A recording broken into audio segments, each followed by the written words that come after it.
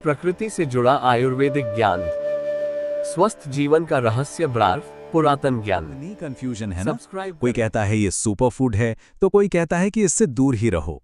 तो चलिए इस सारी उलझन को सुलझाने के लिए आज हम चलते हैं हजारों साल पीछे और देखते हैं कि हमारा प्राचीन आयुर्वेदिक ज्ञान इस बारे में असल में क्या कहता है।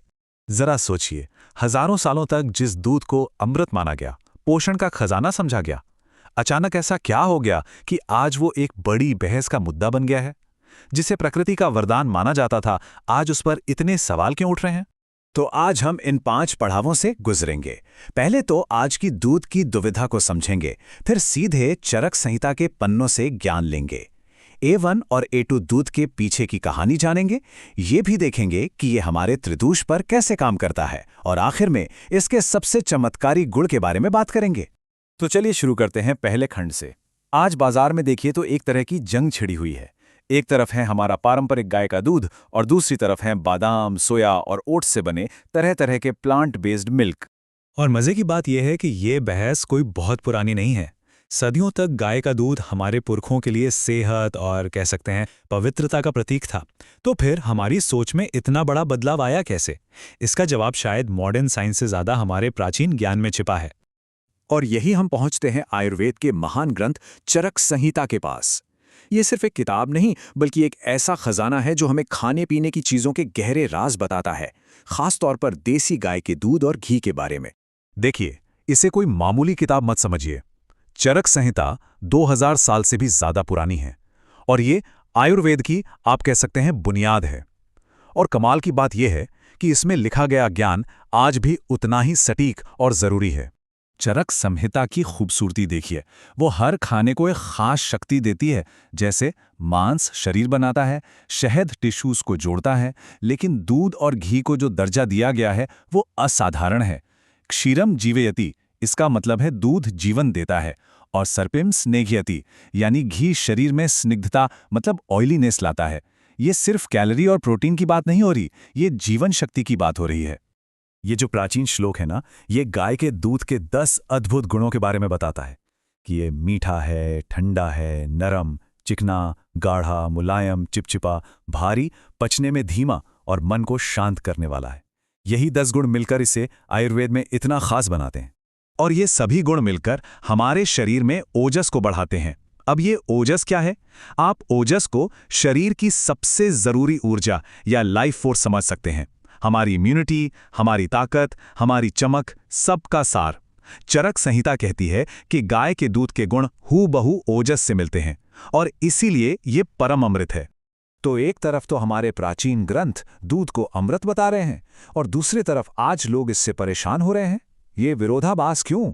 इसका जवाब छिपा है मॉडर्न साइंस की एक खोज में, A1 और A2 प्रोटीन की कहानी में। ये कहानी पुराने ज्ञान और आज की हकीकत को जोड़ती है।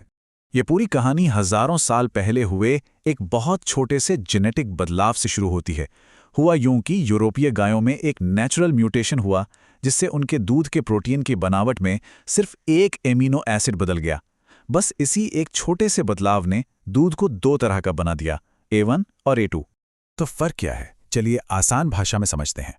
A1 दूध जो ज्यादातर विदेशी नस्ल की गायों में मिलता है, जब पेट में जाता है तो BCM7 नाम का एक एलिमेंट छोड़ता है। कई लोगों में यही BCM7 पाचन से जुड़ी दिक्कतें और बेचैनी पैदा कर सकता है। वहीं दूसरी तरफ A2 दूध जो हमारी देसी नस्लों जैसे गीर और साहिवाल में पाया जाता है, वो ये एलिमेंट नहीं बनाता, और शायद यही वजह है कि इसे पचाना ज्यादा आसान माना जाता है। और जब हम असली A2 दूध की बात करते हैं तो हम भारत की इन शानदार देसी नस्लों की बात कर रहे होते हैं। गिर, साहिवाल, कांकरेज, राठी, ये वही गायें हैं जो कुदरती तौर पर A2 दूध देती हैं, और यही वो दूध है जिसकी महिमा हमारे आयुर्वेदिक ग्रंथों में गाई गई है। अच्छा, तो अब हम दूध के प्रकार तो समझ गए। चलिए अब देखते हैं कि आयुर्वेद के हिसाब से ये हमारे शरीर पर काम कैसे करता है। अब हम समझेंगे कि कैसे देसी गाय का दूध और घी हमारे शरीर की 3 मूल ऊर्जाओं वात, पित्त और कफ को बैलेंस करते हैं। यहाँ पर संतुलन का खेल बहुत दिलचस्प है। दूध और घी अपने मीठे और ठंडे गुणों की वजह से वात को, जो शरीर में सूखापन लाता है, और पित्त को, जो गर्मी बढ़ाता है, शांत करते हैं। लेकिन क्योंकि ये भारी होते हैं तो ये कफ को थोड़ा बढ़ा सकते हैं, इसीलिए आयुर्वेद में हमेशा संतुलन की ही बात की जाती है। मतलब सीधे शब्दों में कहें तो जब आयुर्वेद कहता है कि दूध वात पित्त नाशक है, तो इसका मतलब है कि ये शरीर की बढ़ी हुई गर्मी, सूजन और रूखेपन को कम करता है। ये हमारे पूरे सिस्टम को एक तरह से शांत, स्थिर और पोषित करता है। और अब हम इस पूरी यात्रा के सबसे जरूरी और सबसे शक्तिशाली पड़ाव पर पहुंचते हैं, जहां हमारे प्राचीन ग्रंथ दूध और घी को सिर्फ खाना नहीं, बल्कि उससे कहीं ज्यादा बहुत कुछ मानते हैं। आयुर्वेद में एक बहुत ही पावरफुल शब्द है रसायन। रसायन उन चीजों को कहा जाता है जो उम्र बढ़ने की प्रक्रिया को धीमा करते हैं, शरीर को एक नई जान देते हैं और लंबी उम्र का वरदान देते हैं। ये एक तरह से कायाकल्प का विज्ञान है।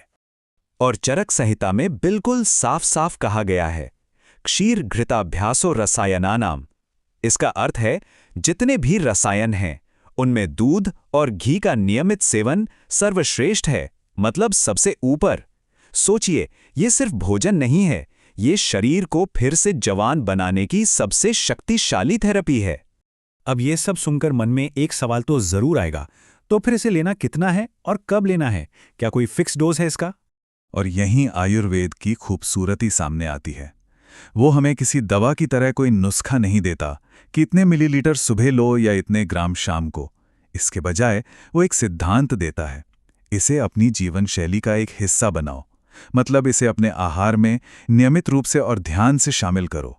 तो अंत में ये सवाल हम सबके सामने है, क्या हम सेहत के नए नए जवाब ढूंढने में इतना आगे निकल गए हैं कि हम अपने पुरखों के सदियों पुराने ज्ञान को ही पीछे छोड़ आए हैं?